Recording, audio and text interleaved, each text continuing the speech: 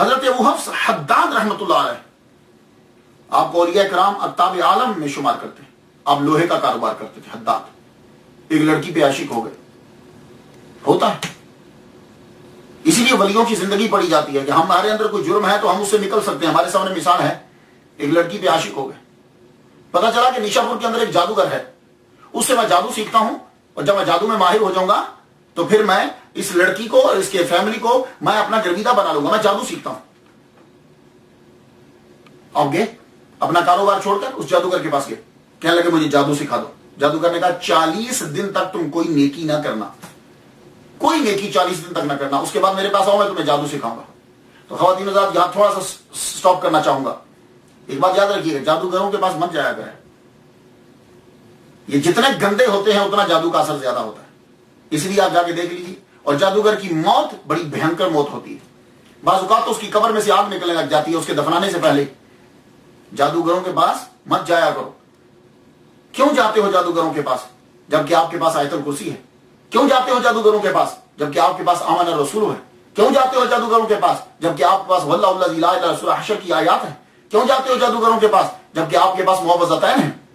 ضرورت ہی نہیں ہے. اس لیے نماز پڑھو، نیکی کرو، یہ جن ویسے ہی تم سے ڈریں گے. یہ سب لوگ دھوکے باز ہیں، یہ آپ کی نفسیات سے کھیلتے ہیں اور آپ لوگ ان کے پاس چلے جاتے ہیں. تو جادوگر کے پاس یہ گئے ابو حفص، جا کہنے لگے، اس نے کہا 40 دن تک کوئی نیکی نہ کرنا پھر میرے پاس آؤ. 40 دن کے بعد گئے جادو سیکھنے کے لیے. تو وہ جادوگر نے ان کو ایک منتر سکھایا، کہا اس منتر کو پڑھو اور اس میرے سامنے سے اس کا اثر ظاہر ہونا چاہیے. وہ جب اس نے منتر سکھایا اور آپ جب بولے تو اثر نہ ہو، جب بولے تو اثر نہ ہو، وہ بڑا پریشان ہوا. کہنے لگا تم نے کوئی 40 دنوں کے اندر کوئی نیکی تو نہیں کی؟ آپ کہنے لگے نہیں، میں تو سب کچھ ہی چھوڑ دیا تھا، حالانکہ میں مسلمان ہوں، میں نے کوئی نماز نہیں پڑھی، کوئی نیکی کام کلمہ کچھ نہیں پڑھا.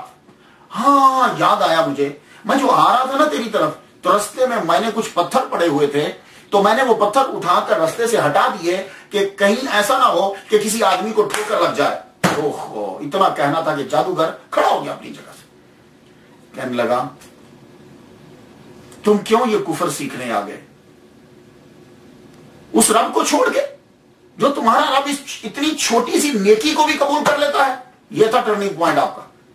تو تب آپ نے سب کچھ چھوڑ دیا، لڑکی چھوڑی، سب کچھ چھوڑا، جادو چھوڑا، لوہے کا کام کرتے تھے.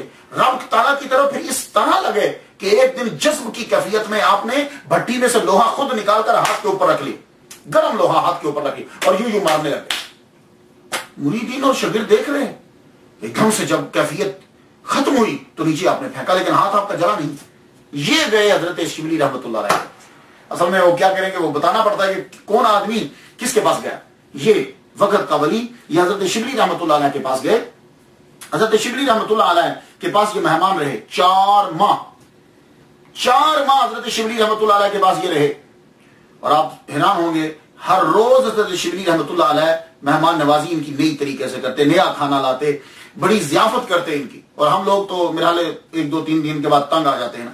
4 ماہ تک شبلی رحمت اللہ علیہ نے ان کی ضیافت کی، 4 ماہ تک.